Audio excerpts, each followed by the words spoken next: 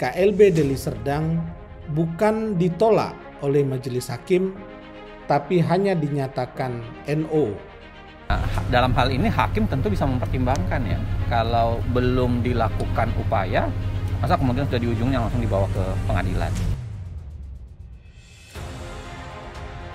Akan mengajukan seorang ahli, yakni Dr. Zainal Arifin Muchtar dari Universitas Gadjah Mada, yang nanti akan kami mintakan pendapatnya berkaitan dengan kewenangan pengadilan.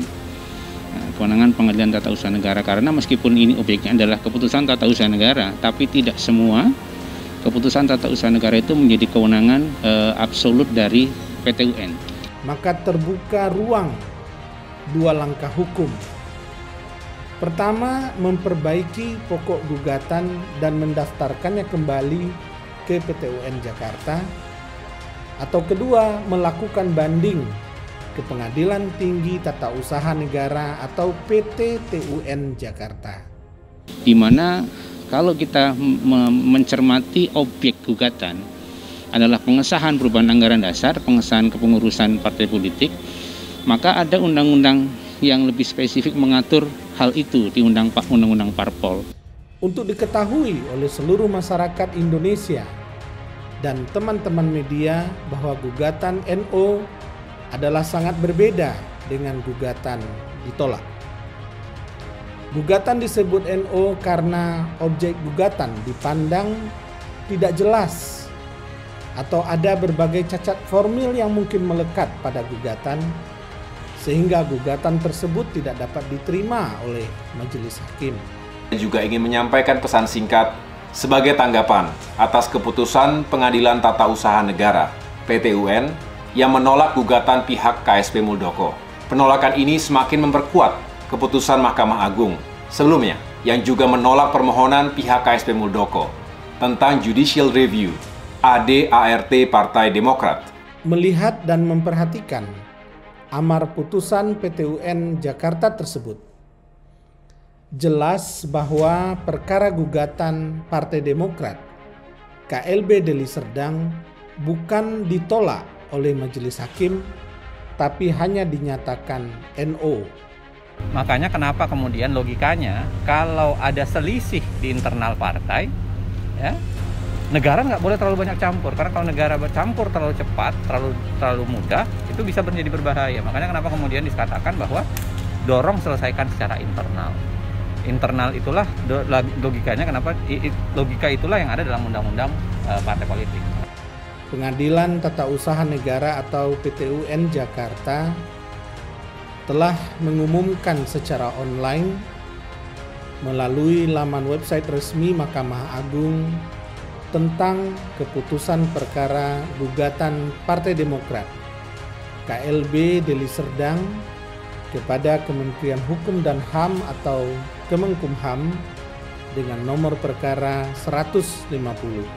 Kalau kalian sudah mencoba menyelesaikan secara internal dengan serius, lalu kemudian Anda belum bisa mengambil keputusan, atau misalnya masih berbeda pendapat, baru silahkan bawa ke negara. Nah, kira-kira begitu logikanya.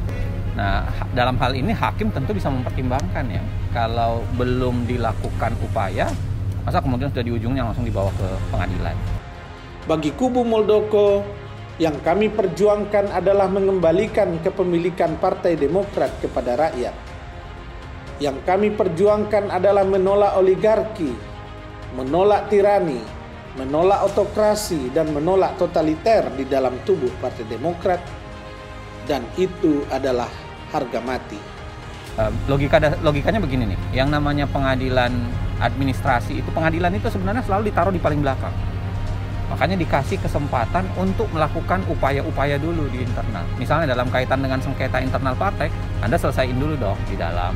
Jika kita mengikuti alur logika hukum yang disampaikan oleh putusan Mahkamah Agung, maka legal standing dalam materi gugatan KSP Muldoko di PT UN menjadi semakin tidak relevan. Bagi kami, keputusan hukum ini memberi pesan hangat bagi demokrasi kita sebagai tanda kemenangan bagi rakyat.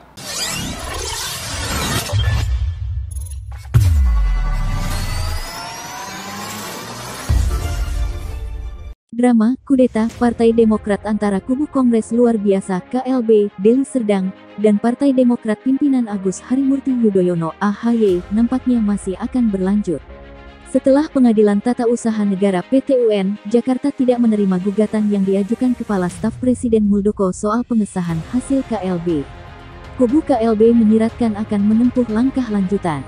Bagi Partai Demokrat KLB Deli Serdang, ini baru etape pertama dari satu kontestasi yang panjang. Masih ada etape 2 dan seterusnya sampai ke garis finish. Kami berkeyakinan bahwa ini adalah proses untuk menuju kemenangan yang sesungguhnya, kata juru bicara kubu KLB, Muhammad Rahmat. Rahmat mengatakan, putusan tersebut belum berkekuatan hukum tetap karena masih ada tenggang waktu selama 14 hari bagi pihaknya untuk menentukan langkah hukum yang akan diambil. Apakah menerima putusan tersebut, atau memperbaiki pokok gugatan, atau melakukan upaya banding ke Pengadilan Tinggi Tata Usaha Negara atau PT-UN Jakarta, ujar Rahmat.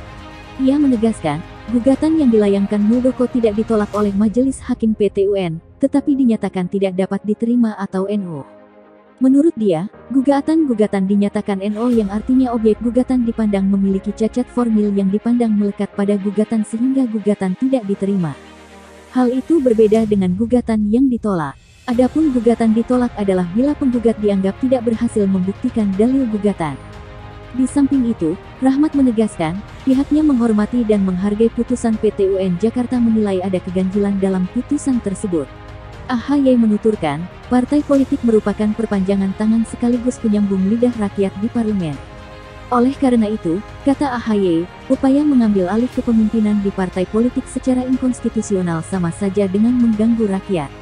Itulah mengapa saya katakan, keputusan hukum ini adalah kemenangan bagi rakyat Indonesia, karena keputusan itu tetap melindungi hak-hak politik rakyat, ujar AHY dalam pernyataan pers dari Rochester, Amerika Serikat.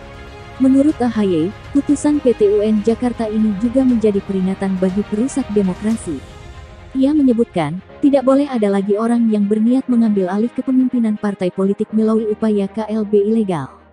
Jika ini dilakukan, jika upaya pengambilalihan partai politik secara ilegal ini dilakukan lagi, maka yang akan melawan adalah rakyat, bukan hanya sekedar kader partai politik, ujar AHY. Keganjilan yang dimaksud Rahmat yakni terkait alasan PT-UN Jakarta tidak menerima gugatan karena dipandang sebagai perkara internal partai. Padahal, pokok gugatan perkara adalah terkait SK Kemenkumham yang terkait erat dengan administrasi negara, dan itu bukan urusan internal partai.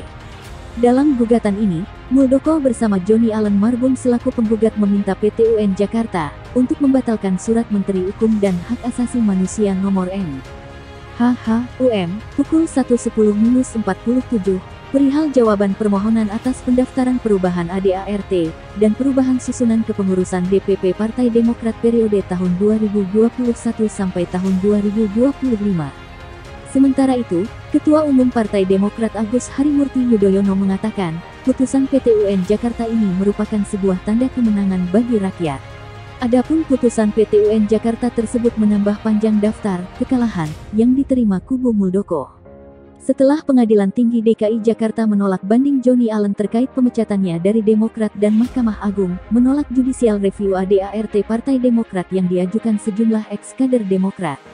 Saat ini, masih terdapat satu perkara yang berjalan di PT-UN Jakarta yakni gugatan nomor 154-2021-2021-Petun.jkt yang diajukan 3 ex-kader Demokrat, yakni Ajrin Duwila, Yosef Benediktus Badeoda, dan Hashim Hussein.